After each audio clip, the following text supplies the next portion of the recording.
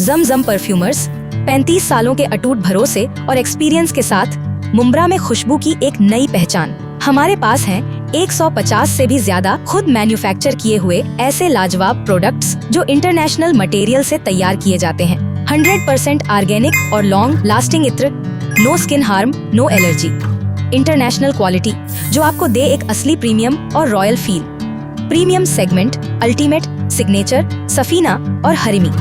Ultra premium segment कलिमात, खुलूस, हयाम और अरीश। हमारी प्रीमियम पैकेजिंग और अट्रैक्टिव गिफ्ट सेट्स आपके अपनों को तोहफा देने के लिए सबसे बेस्ट है।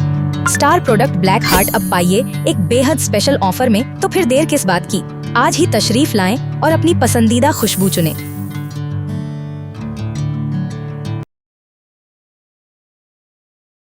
मैं इस्लामुद्दीन खान और आप देख रहे हैं प्रहार टाइम्स। अगर आप भी केक खाने के शौकीन हैं तो ये वीडियो आप ज़रूर देखें। ये मामला बदलापुर का है, जहां बेकरी में साफ सफाई को लेकर सवाल उठे तो वहीं खाने की चीज़ों में चूहे घूमते हुए नजर आए। एक कॉरपोरेटर हर्षाली गायकवाड़ ने एक केक मंगाया था जिसमें उनका आरोप है कि चूहे की बीट मिली। जिसके बाद वो बेकरी पहुंची तो बेकरी वालों ने बताया कि चूहे की बीट नहीं, वो केक चिप्स है। मगर वहीं केक जहां बन रहे थे वहां के हालात और खाली बिस्किट में चूहे घूमते नजर आए। कॉरपोरेटर हर्षाली गायकवाड़ का कहना है कि लोगों की सेहत से खिलवाड़ है और इसकी शिकायत एफडीए में की जाएगी।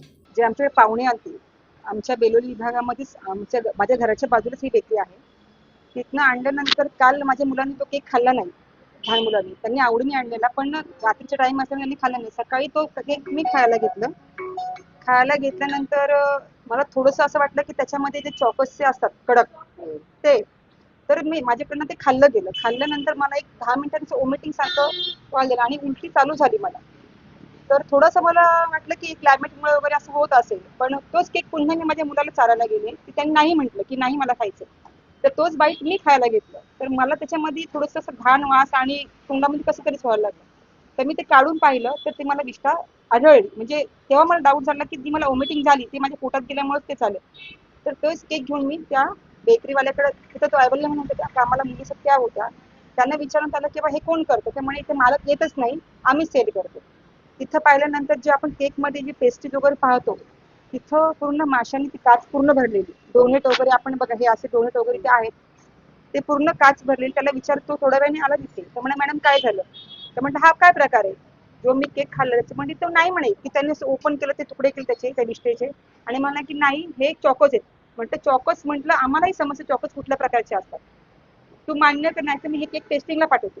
त्याला तेव्हा कुठे त्याला असं वाटलं की बाबा टेस्टिंगला पाठवलं तर खरी गोष्ट समोर येईल. तर त्याने की मग तुमची माफी मागतो मी, की असं मीडियाला दाखवू नका, कुठेही करू नका, तुमची माफी मागतो, आमच्या पोटाचा सवाल आहे. तुमच्या पोटाचा सवाल आहे मग नागरिकांचं काय?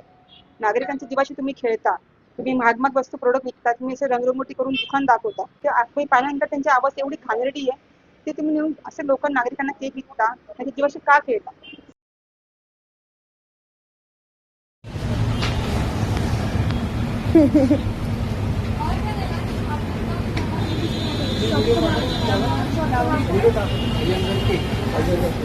Iyengar cake shop. Iyengar cake shop मध्ये बघा हे काय झालंय. उंदीला अयंगर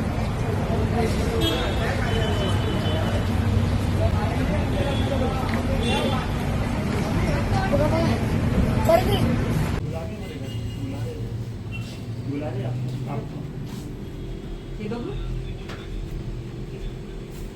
चल छत्री घे ना.